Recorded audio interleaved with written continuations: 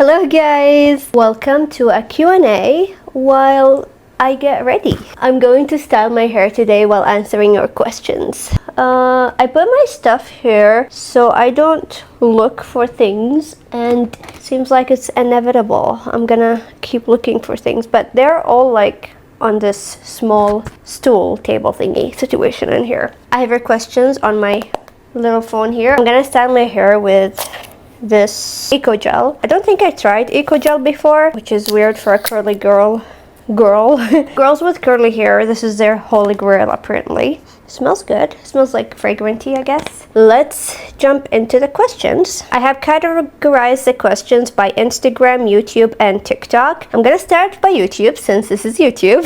Okay, this question has kind of two parts. Do you ever think that you're getting a guide dog? And the other part of the question, I struggle of not being able to drive. Any advice? Oh boy, we are starting with the heavy things here. I'm gonna have this on me so I don't spill water all over me because I'm gonna spray my hair. Am I ever gonna get a guide dog? And yes, I have thought about it. I think 10 years ago I maybe didn't want to get a guide dog, or it was not something I wanted to do, I guess. But as I grew older and started to accept my disability more, I feel like a guide dog will be a good addition to my life, to have my life a little bit easier and increase my confidence in the streets or outside in public. I actually applied once to a guide dog school and I have the home assessments and everything, but my concern is we have a dog. She doesn't like dogs much, and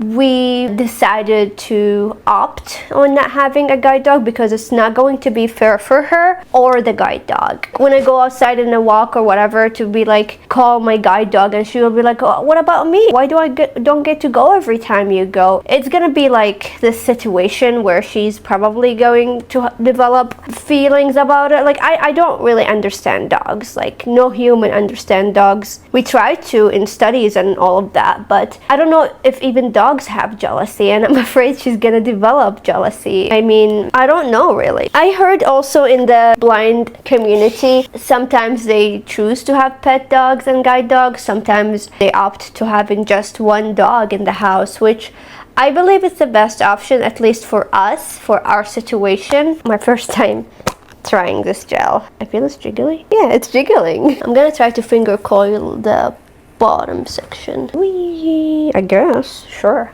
The second question was, I struggle with not being able to drive. Any advice? And whew, every blind person dream is to be able to drive, and no, it's not for the fun of it, although I bet it will be fun. It's for independency. This is a blind person most struggles, that we cannot drive, and we are in an age where we started seeing smart cars. But I'm not gonna lie to you, it is hard, definitely, not being able to drive. I definitely had my moments where I felt the feelings whenever I see someone going out to run some errands by themselves, or having a girl road trip, or just driving because they can. Yeah, I felt these feelings, and I understand, because I still have these feelings from now and then, that I cannot be 100% independent, and this is what it is, you know? You embrace what you can do in life, and I guess my best advice to you, it might sound silly, but embrace being a passenger princess. Think about the positivities that you can do as being a passenger princess girly that you cannot do while driving. So sometimes I think like, oh, I'm glad I'm kind of being in the passenger because I can put my makeup, or I can eat, or a hands-free situation, you know? I can do stuff and not worry about driving. I can really enjoy the ride. I can be the person who's helping the driver, like navigator, like I get my phone, a direction, music. My best advice to you is to embrace being a passenger princess and look at the positivities, look at what you can do not driving. And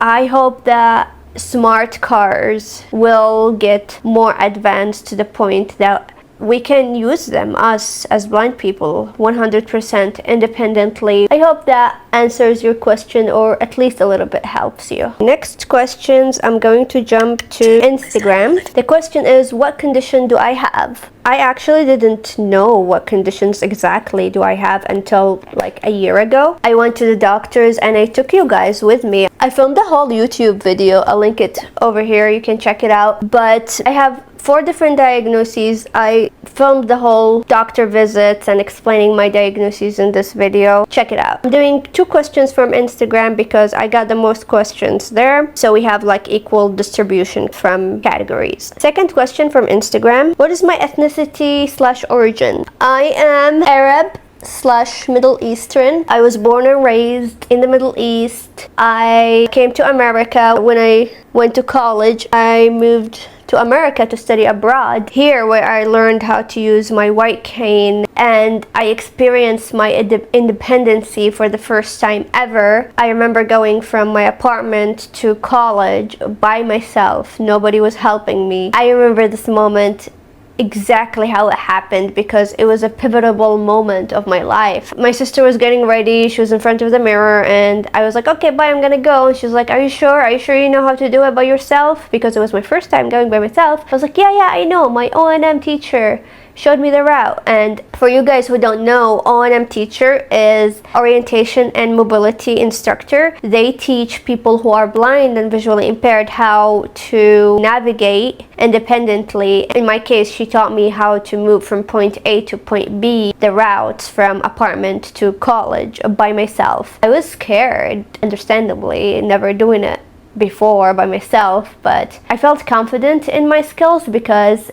we did it multiple times, and the last few times my instructor was like behind me a few feet or more, like she was way behind me to just see if I were by myself what I'm gonna do. And I did it all by myself without her interrupting me, I think, if I remember correctly. It was a long time ago. So I was like, wow, I kind of want to stay here and see what else I can do by myself. So I decided to move here and I live here now. Okay, now TikTok. I just got 1 question on TikTok. We're going to answer it now. How do you do shopping in the store independently? Do you use an app that helps you? If so, which one? Okay. Whoa. Oh, stuff are falling. Whatever. We're just gonna roll. Basically, honestly, there's different ways of doing it. The way that I learned from my orientation mobility instructor is to go to the store and find the customer service desk and then ask them to have someone shop with you. I did that multiple times. I go to the store and be like, hey, I'm blind, I need someone to help me shop, please. And they're happy to do it. It depends, like sometimes you have to wait because they're busy and they don't have someone available at the moment, but sometimes they have someone fast. And honestly, I did not like this way because it's always awkward shopping with someone. I don't know, you don't know really, you know? I mean, yes, I'm glad that there is people who are helping us shop, but I deserted to this when I really like in a pinch and I need something fast, or I really don't have someone to go with and I don't know the store layout. I do that. And I didn't do that for a long time ago. I don't remember when was the last time I did this. Now, how I do it is I look online on the apps, and that depends. There is apps that are accessible and apps are not. Fred Meyer and Target apps are accessible. I love those apps. Create my list and know which aisle is which and go there. And one time at Target, I needed sunscreen. So Target, it's like my second home. I basically memorized the places where I go most. So I needed sunscreen and I relatively knew where the sunscreen aisle is. I actually documented this in a short over here. Check it out. I showed how I do it. I just basically wing it. I turn on my magnifier, I try to see the product with my phone. If I'm stuck, I just ask for help. I try to find someone who works there and then ask them. I usually say, excuse me, do you work here? And then be like, hey, I'm looking for this. Can you help me find the aisle or the product? And in my experience, they're usually very nice. They're helpful people over there. There's no app that is designed for the blind or visually impaired to shop, which is kind of sad. I wish there is an app that helps us to shop. Now, most of the time I go with family or friends. That way I'm more comfortable because I know the people that I'm going with. And I know not everyone have this luxury. There's a lot of blind people who live by themselves and have to do the things that I used to do. It just depends on your situation. Where are you at in life? When I was in college, I had to do the customer service route, and that what worked for me at the time, even though it's not something I was totally comfortable with. But hey, we use what we have. Someone asked me a question in my recent reels that what is thing on the top of your head that should be accessible? The first thing that came to my mind was grocery stores. I believe grocery stores should be accessible. I think it should be a universal design for grocery stores, specifically for us blind people to know where to go to things. Yes, usually like at one end you have the produce and the other end you have the aisles scattered everywhere. It's not really the most accessible design. I wish if there is at least braille on the shelves so we can read which is which, or maybe each app, you know, sees the blind people or the visually impaired people as part of their customers, because newsflash, we are. And you know, design it within mind, like maybe a QR code or an AI, hey, how about that, an AI assistant within the grocery store apps that tells you where to go or whatever. I don't, just an idea throwing out there. Any grocery stores want to take this idea, feel free to, because I will be happy, and I know a lot of blind people will be happy with this too. Okay, now I'm gonna go back to YouTube. Oh, that's a sweet question. You seem like a positive person. What motivates your positivity? I'm glad you see that, because I try. I don't know. It's a kind of hard question. I'm gonna try to answer you. Maybe it's kind of a dark answer, but we just live one life. Why waste it on being, what's the opposite of positive? Optimistic? Optimistic? What's the opposite of positive? Antonyms for positive include negative. Why waste it on being negative? Enjoy life. What motivates me is wanting to live a better life, and that we have one life, and just do the best that we can in this life and not take it too seriously, I guess. We all gonna die. Wow. That I'm sorry.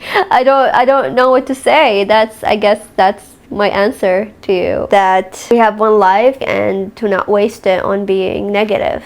Yeah. Let's take another question from Instagram. Are you single? No, I'm not. I'm married, and I have posted videos with my husband on social media. We met in college actually, and we got married after I graduated. How do you use your phone? There is accessibility that blind and visually impaired people can use their phones with, and I use two types of accessibility. VoiceOver, that voice, basically a software voice that reads out loud text on the screen, and I use a computer. I'm not very good at it. I do the bare minimum. I'm gonna put some gel. I keep forgetting to style my hair while I answer your questions. It's basically the same thing, a software that reads for you text out loud what's on the screen. They're not 100% accessible, which is a story for another day, but they do the job. They read what's on the screen. So yeah. YouTube now. What do you do for work? I know as a blind person, my personal experience, it was really difficult to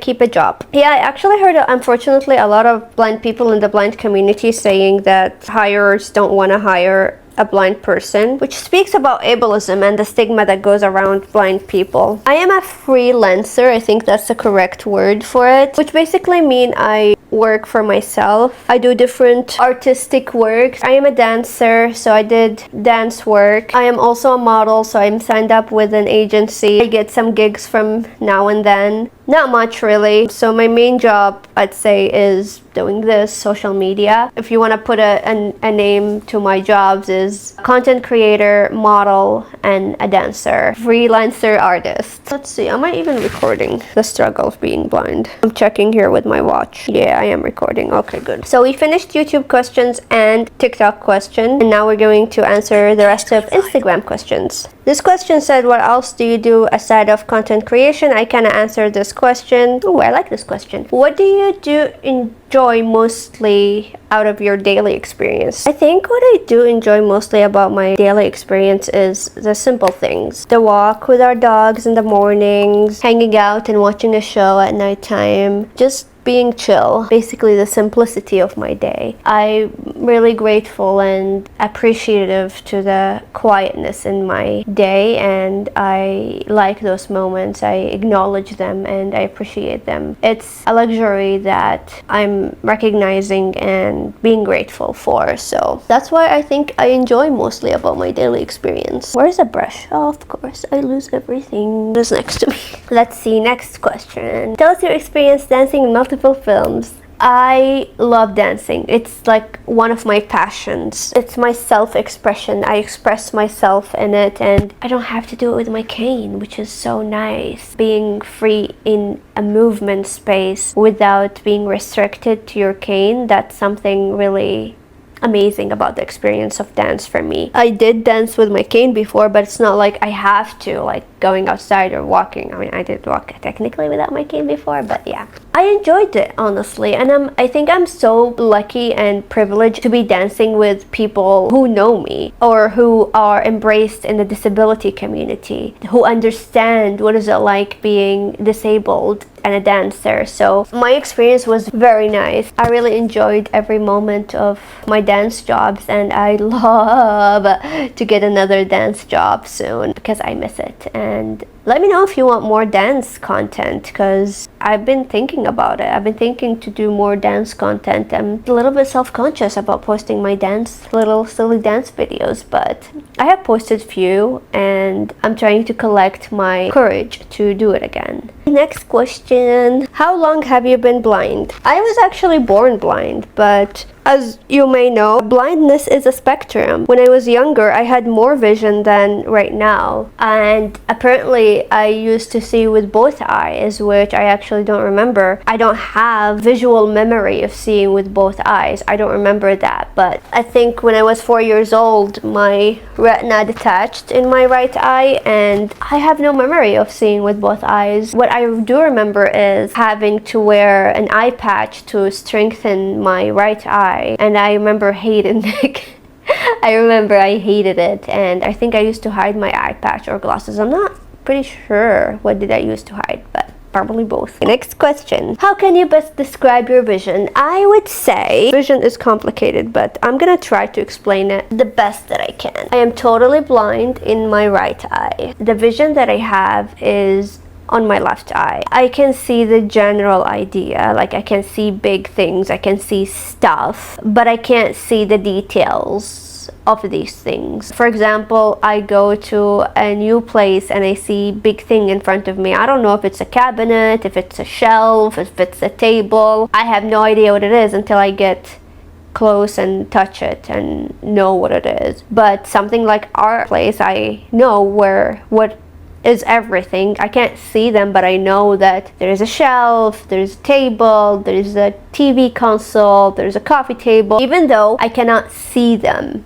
But I know because it's my place. I look at something and I can't see it fully, but I know there's a table in here. I can't see what's on it because those are the details where I can't see. For people, I'd say I see the general shape of the person. I cannot see like their eyes, colors, or sometimes I can't even tell if they're female or male if they're far from me. I just see a person, a silhouette of a person. I cannot tell the sex of that person. I have no depth perception. I think I can see colors, and the reason I say I think because color is subjective. It depends on your eyes. So sometimes I think I see orange and my friends tells me actually that's pink. That's my vision, complicated, but that's the best how I can describe it for you. The last question is from Instagram. Do you have a favorite texture? I love this question. Yes, I actually do have favorite textures, not texture.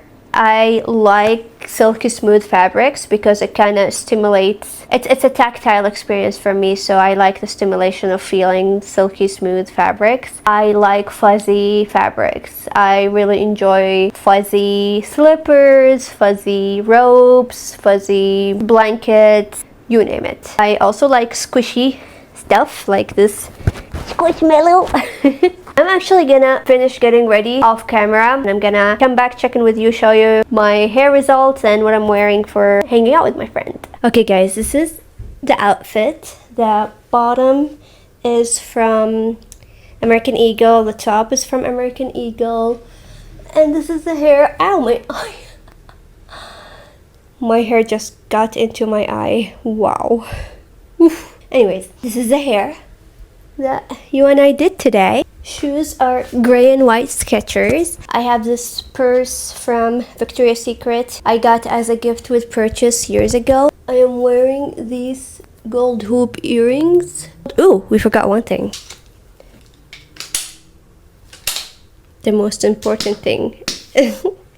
My white cane. I'm ready. I'm gonna go right now. Thank you so much for hanging out with me, and if you have any more questions you want me to do a part 2, leave them down in the comments. I will see you next time. Bye.